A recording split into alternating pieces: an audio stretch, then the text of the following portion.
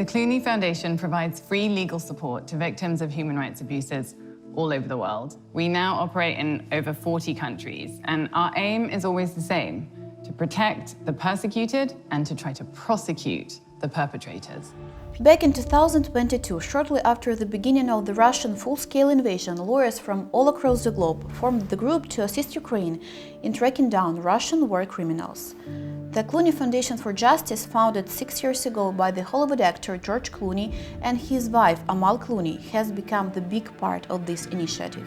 At the end of October 2023, the foundation appealed to the German prosecutor's office with a request to investigate 3 alleged war crimes committed by Russian military in Ukraine.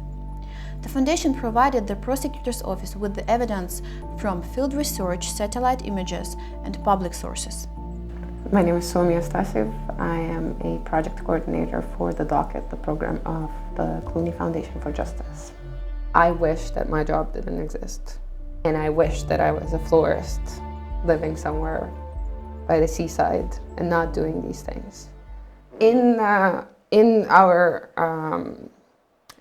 work, again, from the very beginning, from the first days of full-scale invasion, we were analyzing the scope. We were trying to see who does what are the cases, what are the things that are happening. Very soon, it became obvious that a whole spectrum of things is happening, violations and crimes committed, unfortunately. And with these 3 cases, they were picked, again, based on strategy, based on thinking, what we can do essentially with them, how strong of the cases they can be. All 3 took place in 3 different regions of Ukraine. So one is Odessa region, one is Kharkiv region, and one is Kyiv region. All 3 concern different crimes. So in Odessa, that's an aerial attack on civilian infrastructure that killed 22 people, and 40 were injured, at least 40, with different ranges of injuries, but nevertheless. Kharkiv region, it's a case of execution of 4 civilian men and torture. And then also unlawful detention. And Kyiv region is kind of a whole variety of violations that were committed in the community that consisted of a few villages.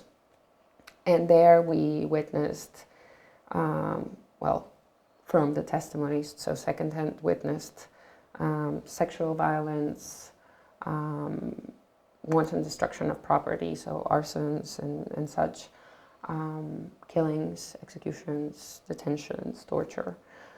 So it kind of compiled a very big, widespread, systematic scenario. And with all four kind of qualify for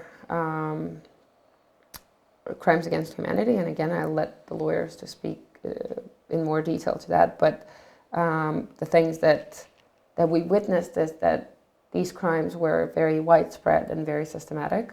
For example, when we're talking about each of the cases or each of the crimes, what we're trying to focus on is the patterns of violations. So while we represent the families of very concrete victims or survivors, and we have very concrete crimes that took place, we almost never talk about just this one instance. We are trying to unite all of the crimes, again, probably the wrong formulation, but trying to put them all together and connect them into a pattern and show that torture, for example, was a part of the policy. So if we're talking about Odessa attack, that one was conducted with the usage of Kh-22 missile. And that missile was created specifically to target aircraft carriers at sea. So it was not created to be used on highly dense, populated areas, that are not at sea, right? So if we're talking about buildings and civilian infrastructure, of course, all of those don't fall under that category. And so The missile itself just is so destructive. It's highly destructive and it's very dangerous. And it's almost impossible to have, I would argue impossible to have a very targeted direct attack into the object that you've set. So if we're talking about a building, in Odessa, the destruction is massive if that missile hits a so-called target. And a lot of the times, if it's a highly dense populated area, that causes a lot of civilian death. And that is, there were 2 missiles that we were able to document in Odessa, but and a lot of people died, and that was an important case for us to show. But we also know that that same type of missile was used in other places, like Kremenchuk or Dnipro. And those same attacks led to the same casualties, right? A lot of civilian death, a lot of destruction all over the place, which proves then that usage of such missile in itself should be prohibited because it's highly inaccurate. And when it hits the target, it never, and again, I'm speaking in very simple terms and, maybe less fancy than the lawyers would argue, but in a very simple shape and form, that means that it will never hit the target. It will always destruct everything around it if it's being used not at sea where it's supposed to be used. And that's a kind of systematic thing that they keep doing, right? They keep using that missile. It keeps leading to civilian death.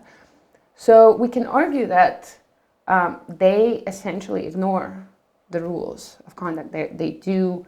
And then when we talk about our third case in Kyiv region, that's again a variety of horrible crimes that were committed there. And we spoke to survivors of sexual violence. We spoke to survivors of torture. In that case, we represent 2 families, and that's a family of a man who was detained and tortured and survived, and also a man who was killed in his car, shot, and so we represent his family.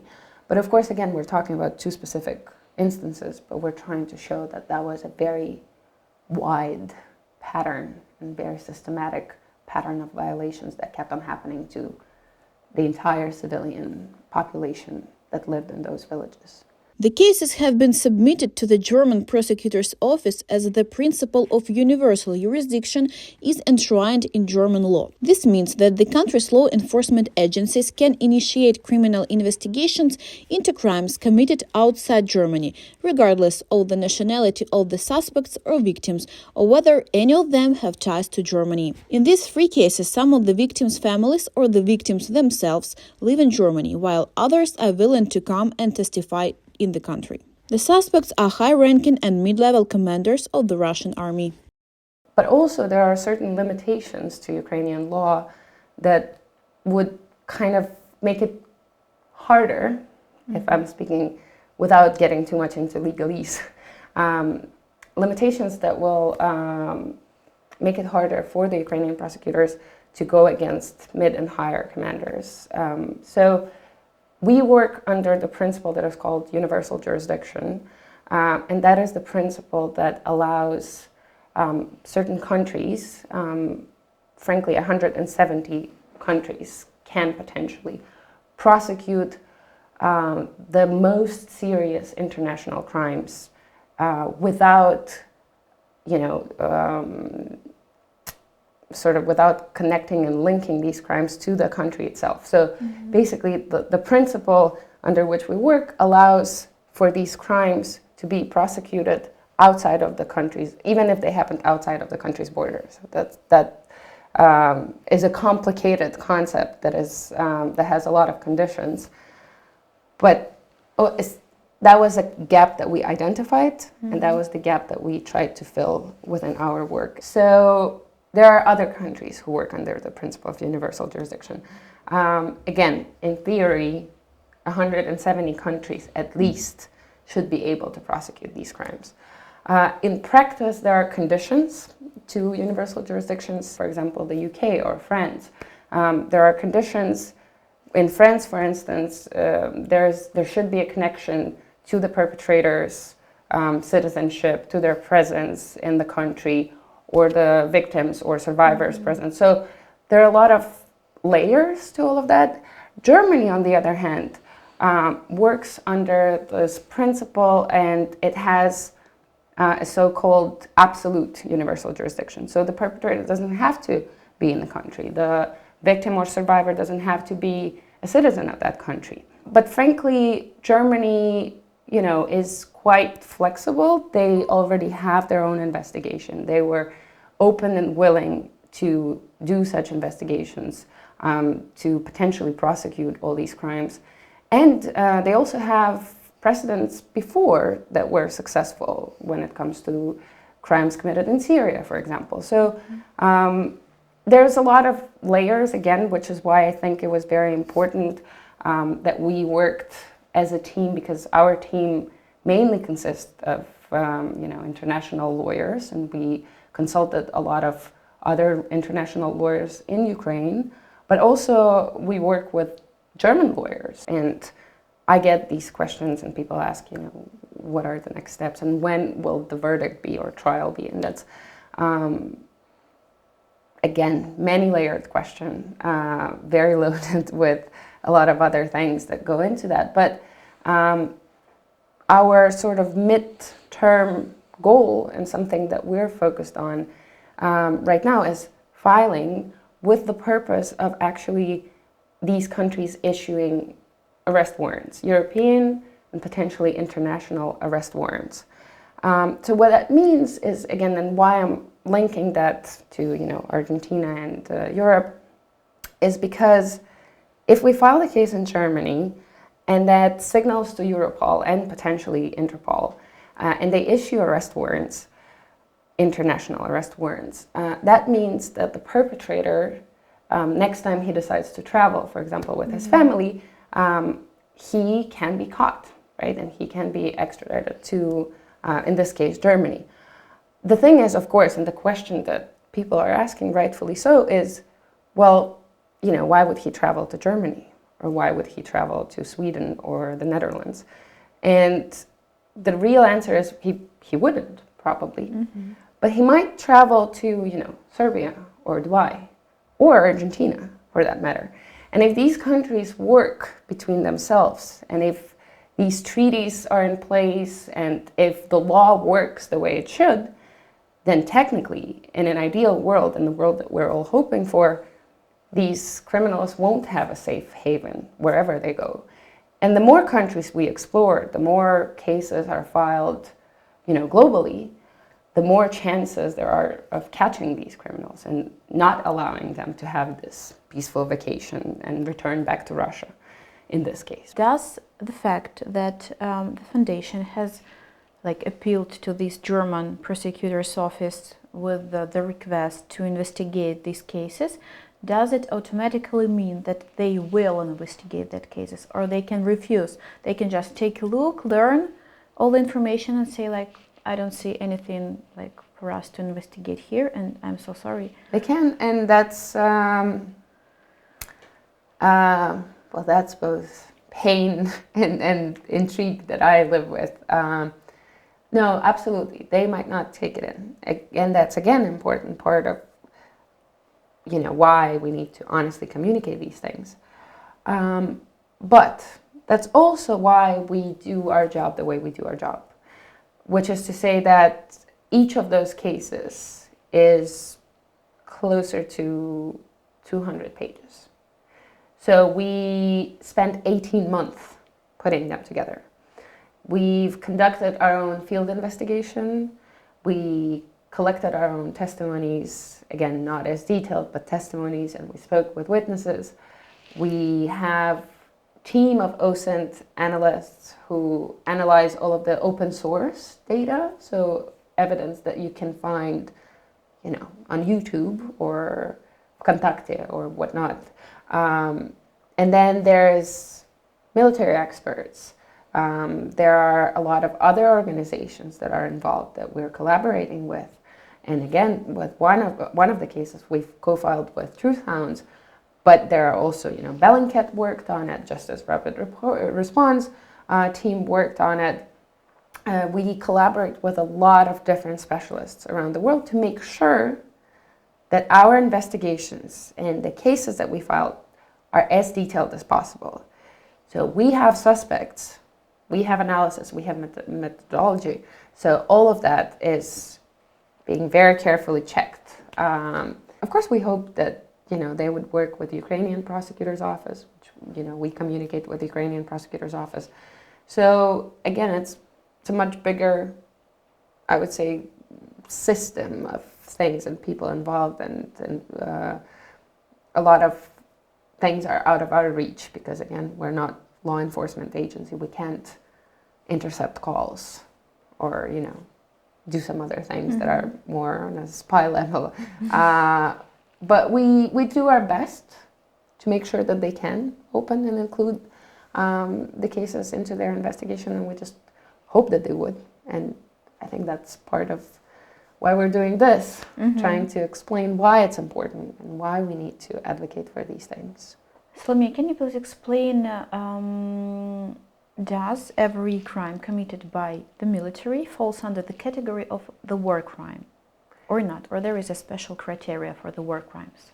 And again, if we're talking about targeting civilian property, there is such thing, which again, for us, especially as Ukrainians, is very hard to accept the fact that there is such thing as legitimate target.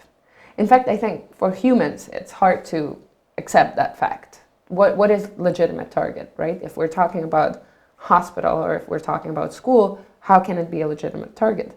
But again, because of the rules of conduct, if there is military presence, if the attack can be justified, if we're talking about, again, the law kind of allows for a certain margin when it comes to civilian death, and all of that sounds horrible and cold, and always very hard for me to discuss as non-lawyer.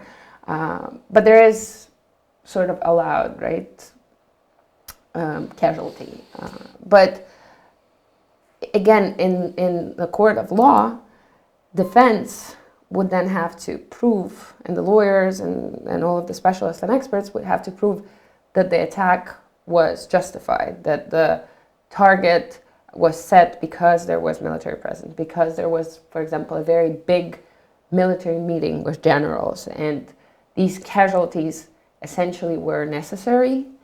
And there are a lot of layers like that and very different angles to how you can look at these things. And again, it's always hard for me as a human being and non-lawyer to wrap my head around that. But no, there are violations, and then there are war crimes. And war crimes are the most grave violations. So it's willful killings, it's torture, it's sexual violence. Yes, it is destruction of property, but again, if it's, indiscriminate attacks, if we're talking about aimed attacks on civilian property, if we're talking about disregard to civilian life, and very, very grave violations of the set Geneva Convention rules.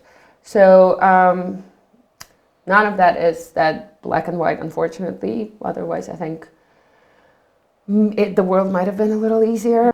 But one of the most heartbreaking things is to say to a person, to look them in the eyes and say that what happened to you is horrible, but I cannot prove that it's a war crime. But I always say that I wish that my job didn't exist. And I wish that I was a florist living somewhere by the seaside and not doing these things. But I also think that all of us should try to do everything that we can. And if your audience is internationals mostly, and I think it's important for them to understand that these things will keep on happening if we don't stop them from happening, and that of course all of us wish to turn away and pretend that nothing is going on. But the right thing to do is not to turn away.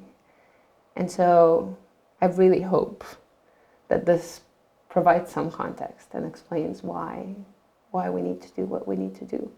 And hopefully one day we will wake up in the world where there are no war crimes and we don't have to explain them, but that's a bit far off now.